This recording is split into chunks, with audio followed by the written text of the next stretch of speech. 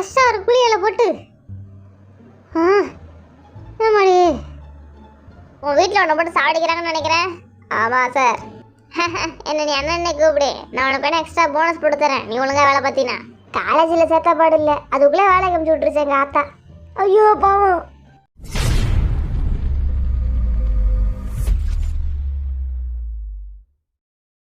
வண்டு முருகன், ஆரம், Kaipulla, Jin, Thigil Pandi, J Hope, Soona Paana, V, அல்லாட்டார்முகம், Jimin, snake Babu, Suga, Nesamani, ஜாங்குக்.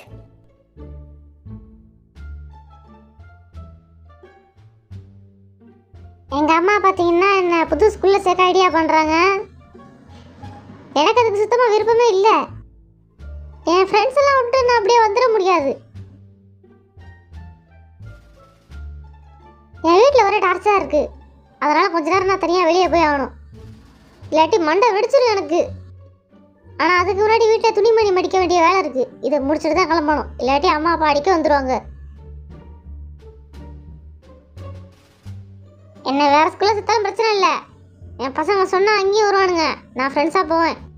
ஆனால் ஸ்கூல் ஓவர் ஸ்ட்ரிக்டாக இருக்கக்கூடாது. அப்போ தான் எங்கள் சிக்கா பசங்களுக்கு நல்லா இருக்கும்.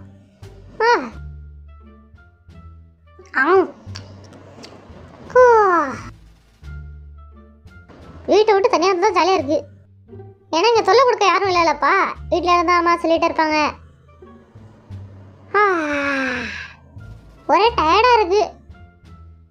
என்னதான் சிக்கு வரதெல்லாம் நம்ம கெடுத்து விட்டு கொடுக்கூடாதுல்ல, அதான் இந்த எக்ஸசைஸ்லாம். நான் போய் சேர ஸ்கூலும் ஒரு சிக்கு ஸ்கூலில் தான் இருக்கணும், இல்லாட்டி நான் போய் சேரவே மாட்டேன். ஃப்ரெஷ்ஷாக ஒரு குளியலை போட்டு ஆமாடி. சபா முடியல. ஐயோ எனக்கு டயர்ட் ஆயிடுச்சு அதுக்குள்ள.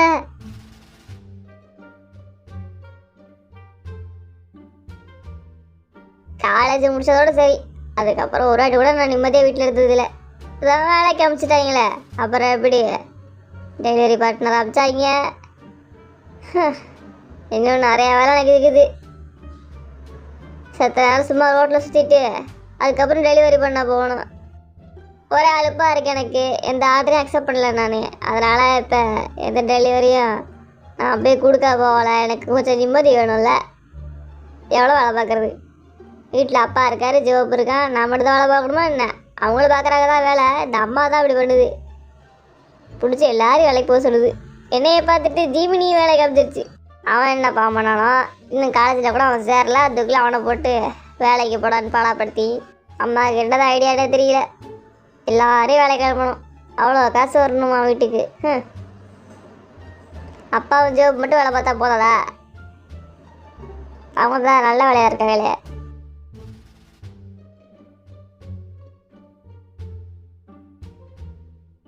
எனக்கு வேறு ஆஃபீஸுக்கு டைம் ஆகிடுச்சு. நான் ட்ரெஸ்ஸு முடிவு பண்ணல. இன்றைக்கி என்ன ட்ரெஸ் போட்டு போகலாம்?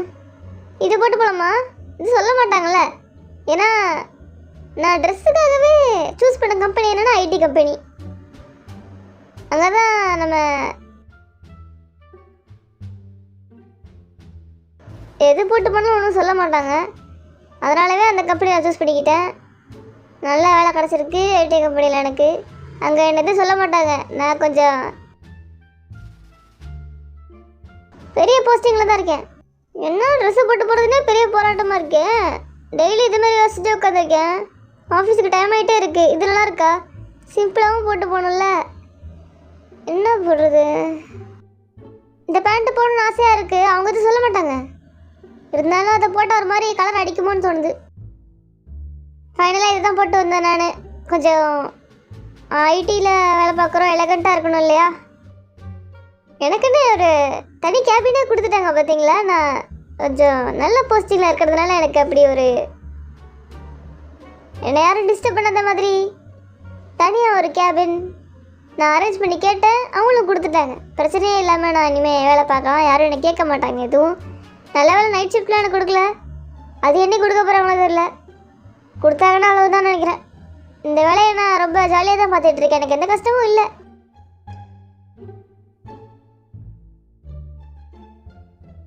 ஒழுங்கா வெட்டுப்பா. எதுங்க, நான் இப்பதான் புதுசா வேலைக்கு வந்திருக்கேன்.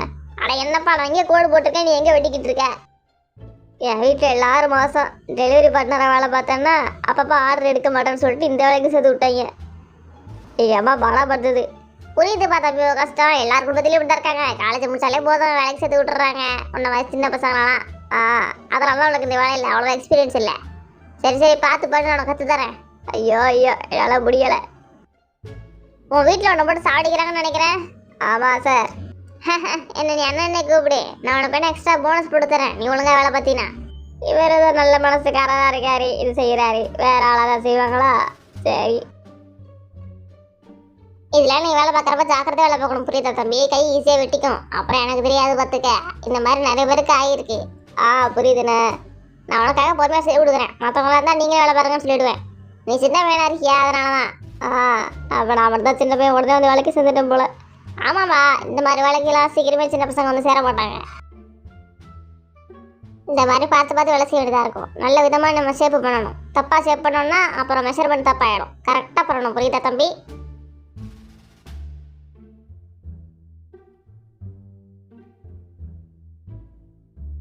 நீ இந்த வேலை செய்ய பார்த்துப்பியா? நான் போட்டுமா இல்லை நான் கூட இருக்கட்டுமா தம்பி? என்ன சொல்கிறேன்? இல்லை, ஒரு 5 நிமிஷம் இருந்துட்டு போங்க. சரி சரி, நான் இருந்து பார்த்துட்டு வரேன்.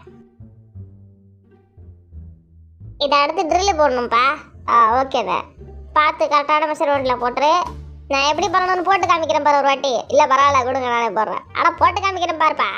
இப்படி தானே போடணும், எனக்கு தெரியும்.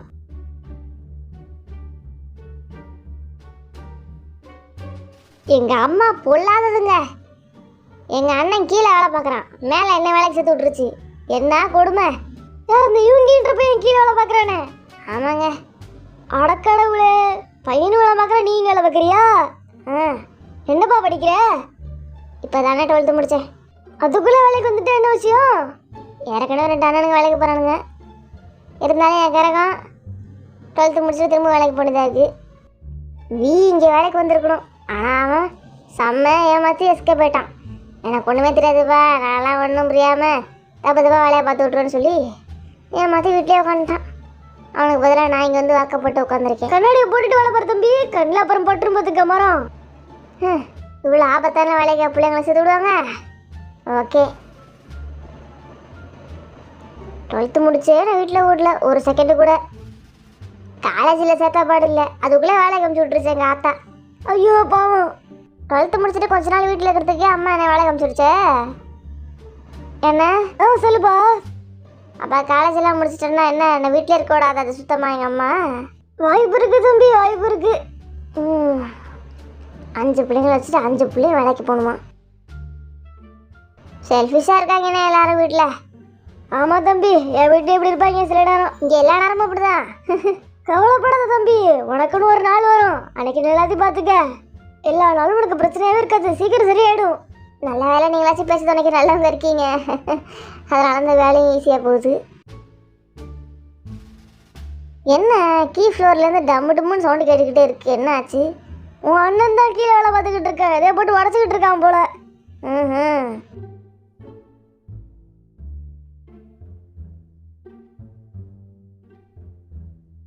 ஆனால் சரி தம்பி, நீயும் சரி உன் அண்ணனும் சரி வேலை வந்துட்டா மும்முரமாக தான் இருக்கீங்க. நல்ல விஷயம்தான் இதில். நாங்கள் எப்பவும் அப்படிதான். வேற என்னென்ன இருக்கிறேன், இன்னும் குட்டி குட்டி பார்ட்ஸ் நிறையா இருக்குப்பா, அதெல்லாம் பண்ணணும். இது நல்லா தான் வந்திருக்கு. அந்த இரும்பு பண்ணிட்டியா? மரம் வாழை வேலை கொஞ்சம் இருக்கு. இந்த இதை முடிச்சுட்டு வரேன். உண்மையிலேயே எக்ஸ்பர்ட்ஸ் பண்ணுற மாதிரி நீ பண்ணியிருக்க தம்பி, நல்ல வேலை பார்த்துருக்கியே. உன்னை பார்ட் டைம் வேலைக்கு வச்சுக்காம ரெகுலராக வச்சுக்கலான்னு பார்க்குறேன். ஆனால் என்ன, நீ ஸ்கூல் படிக்கிற பையனாக இருக்க. ஆமாண்ணே, காலேஜ் சேர்ந்துருவேன். ஆமாம், எனக்கே ஆச்சரியமாக தான் இருக்குது. இவரும் நல்லா பண்ணியிருக்கேன். புதுசுன்றதுனால இரும்பு வாடை குப்புன்னு அடிக்குது. லேட்டாக வந்து பார்த்தா நல்லா இருக்குன்னு நினைக்கிறேன். இப்போ வந்து ரொம்ப இரும்பு ஸ்மெல் அடிக்குது. அது ஒரு தம்பி இப்போ அப்படி தான் இருக்கும், கொஞ்சம் லேட்டாக சரியாயிடும். இது ரொம்ப கஷ்டமான வேலை, பார்க்க தான் ஈஸியாக இருக்குது. சுற்றியில் வச்சு நங்கு நங்குன்னு தட்டணும். இதெல்லாம் இறக்கப்பட மாட்டான். ஒரு நாள் கூட இங்கே தாக்கு பிடிக்க மாட்டான். ஆனால் நான் தாக்கு பிடிக்கிறேன் பார்த்தீங்களா?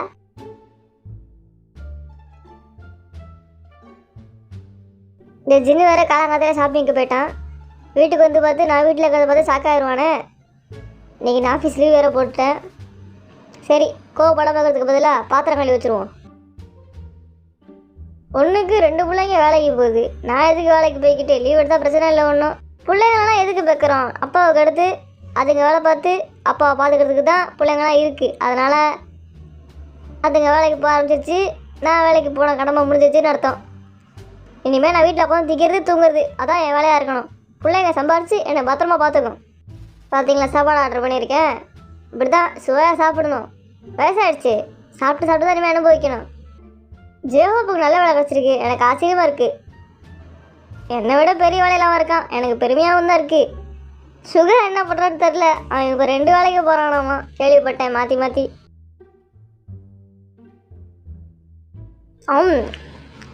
சாப்பாடுனா சுவையாக இருக்குது. எல்லாத்துலேயும் குழப்படிச்சு சாப்பாடு சாப்பிட்ணும். வீட்டுக்கு ஜின்னு வரத்துக்குள்ளே சாப்பிட்டோன்னா பிரச்சனை இல்லை. இல்லாட்டி ஆர்டர் பண்ணி சாப்பிட்டியான்னு சண்டை போட ஆரம்பிச்சிருவான்.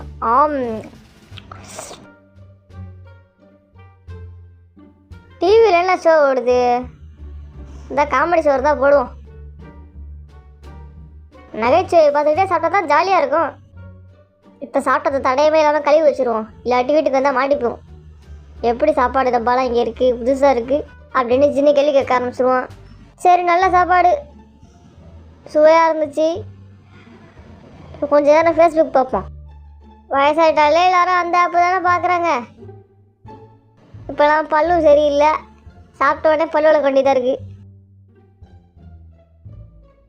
ரொம்ப ஜாக்கிரதையாக பல்ல மெயின்டைன் பண்ணிக்கணும். சின்ன பசங்களும் இப்போ சாப்பிட்டதுக்கப்புறம் பல்லு வளர்க்கலாம். ஆனால் அவங்களாம் வளர்க்க மாட்டேன்றாங்க. அப்படி இப்போ வளர்க்குறாங்கன்னா இந்த வயசில் நான் வளர்க்கவரை அங்கே வளர்க்க வேண்டிய அவசியம் இருக்காது. செடிக்கெல்லாம் தண்ணி வேற ஊற்றணுமே. காலையில் ஊற்றே மறந்து போயிட்டேன். வீட்டை சுத்தம் பண்ணணும், தரையில் மாப்பு போடணும். காலை வச்சாலே பிசுங்குது. இந்த வீலாம் எங்கே போனான்? அவனை கூப்பிட்டு வேலை வாங்கணும். ஜிம்மினோட சுத்தவனை வேலைக்கு அனுப்பலான்னு பார்த்தா அவன் போக மாட்டான்னு ஏமாத்திட்டானா? இந்த ஜின்னு தான் லேட்டாக என்ன சொன்னான். சரி, இப்போ பரவாயில்ல. வீட்டு வேலையை வச்சு அவனை பார்க்க வைக்கணும். நீ எங்கே இருக்க? வெளில வாடா. சீக்கிரம் வா. இல்லை எவ்வளோ நேரம் குளிக்கிறேன் நானும் பார்க்குறேன். நான் ஏதாச்சும் வேலை கொடுப்பேன்னு சொல்லிட்டு அவன் வெளியே வரமாட்டான். தெரிஞ்சுக்கிட்டே பிளான் போட்டு உள்ளே உட்காந்துருப்பான். சாயந்தரம் ஆனாலும் அங்கேயே இருப்பான். என்னடா பண்ணிருக்க? வரைய மாட்டேன்ற. 1/2 மணி நேரமாக குளிப்பாங்க. இவ்வளோ உள்ள உட்காந்து என்ன பண்ணிட்டு இருக்கான்னு தெரியலையே. நான்லாம் உள்ளே போய் 5 நிமிஷம் 10 நிமிஷம் தான். அடுத்தவன குளிக்க வேணாம். இவன் மட்டுமே 1/2 மணி நேரம் 3/4 மணி நேரம் ஆச்சு நேரம். என்னதான் பண்ணுறானே தெரியல. உள்ளே உட்காந்து தரை சுத்தம் பண்ணணும்னு சொல்லுது. அவன் காதில் விழுந்துருச்சோ, அதான் வெளில வர மாட்டானோ. பூரா வீணாக போட தான் இருக்கு எல்லாம். ஜீவப்பை தவிர. சுகாவை நல்லவனாயிட்டான். ஏன்னா இப்போ அவன் வேலைக்கு போகிறான். ஜீவனும் பாவம் அதை வேலைக்கு போகிறான்.